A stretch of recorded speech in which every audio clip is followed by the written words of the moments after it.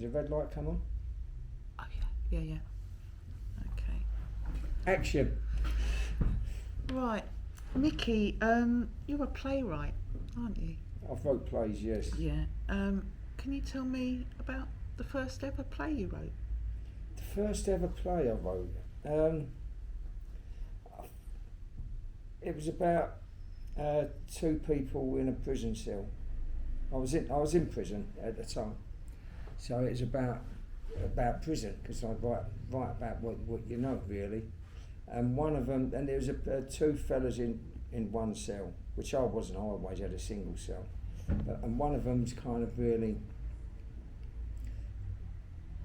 having a bit.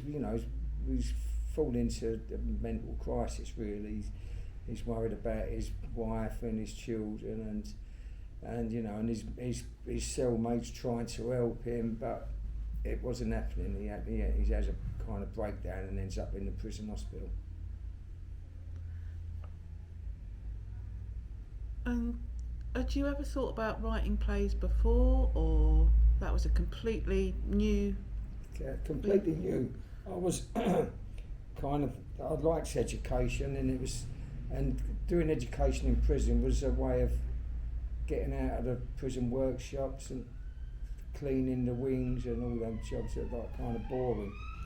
So I started doing all education. So. And I was doing a GCSE English, and the teacher who used to mark the stories, used to say, you do a lot of dialogue in your stories, why don't you write plays for the Kershaw Awards, which are awards just for prisoners. And so I did, and started winning, so that kind of motivates you to keep writing.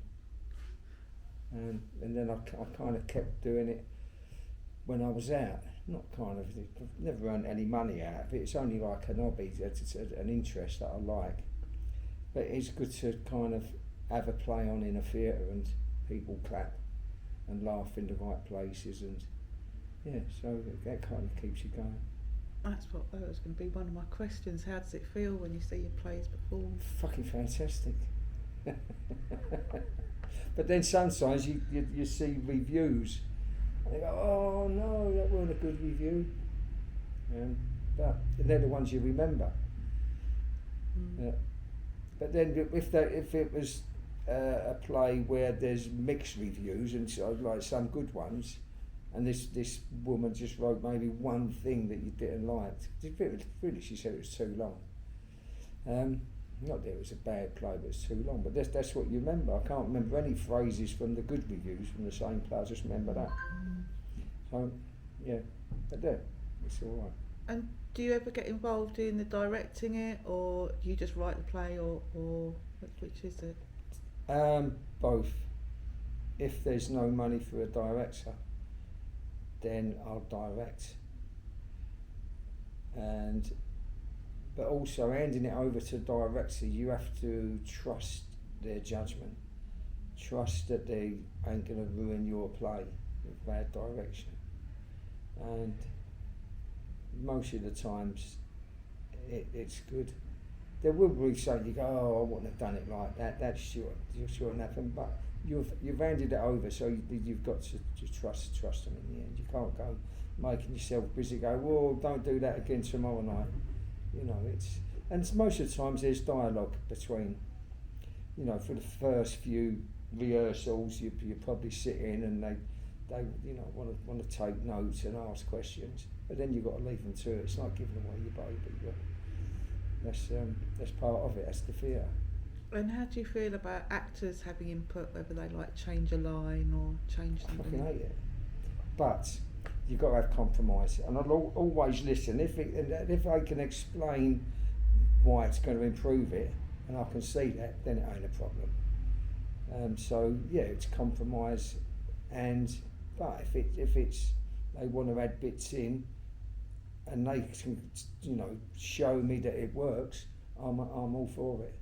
Really, if it can make it better, that's good.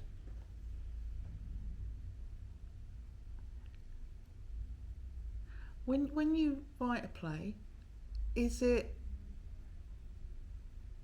is your inspiration like a spark of inspiration, and you suddenly start writing, or is it more maybe ideas you've had mulling around in the back of your head for a while, and it's a longer process? And does it build up in little bits, or do you have a idea of like beginning, middle, end from the start?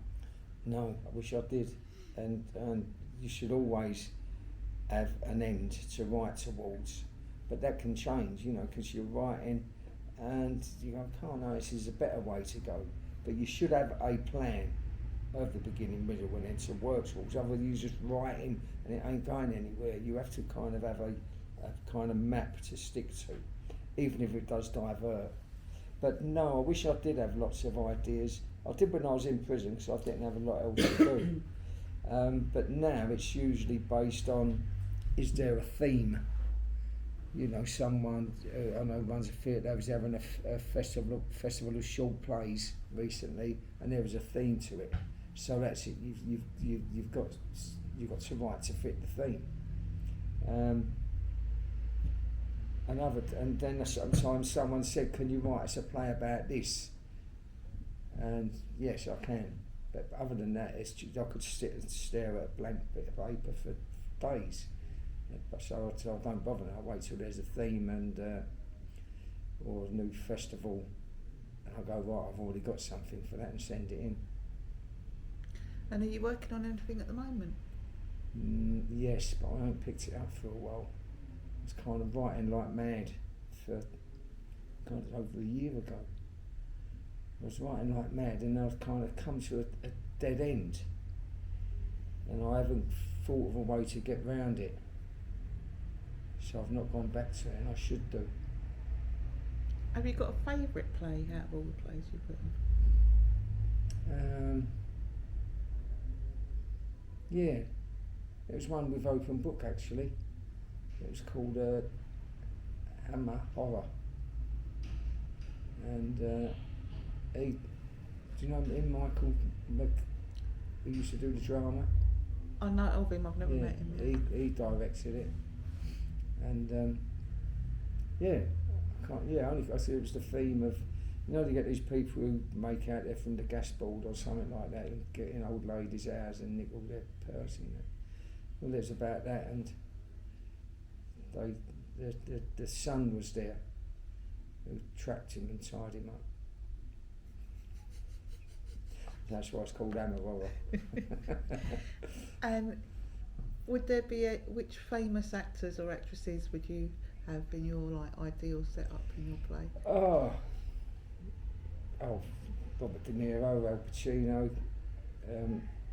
Who's my favourite English actors? It sounds like that's just a dream, but I've had kind of semi-famous actors in my plays. Someone out of Grange Hill, remember Grange Hill? Yeah. And I kind of, and you know, obviously she was growing up. I forget her name. She had a little kind of baby face. She was very good at comedy. And someone named Johnny Harris, who's quite a big star now. I mean, you'll know his face of the BBC dramas. You watch This Is England. Oh yeah, that was, yeah. Right, he was the Nancy dad. Oh right, yeah. That was him. But he's been in lots of stuff now. Yeah, he's been in my plays, and when he was before he got famous, and now it's like, you know, I can't even get to speak to him. You have to go through his agent. Yeah. I think that's it. Thank you very much. Thank It's been you, a pleasure. Micky. So press the same button again. Yeah, it should go. You got a red thing on the screen. And flashing. Paused it. Oh. That's all right. Yeah. So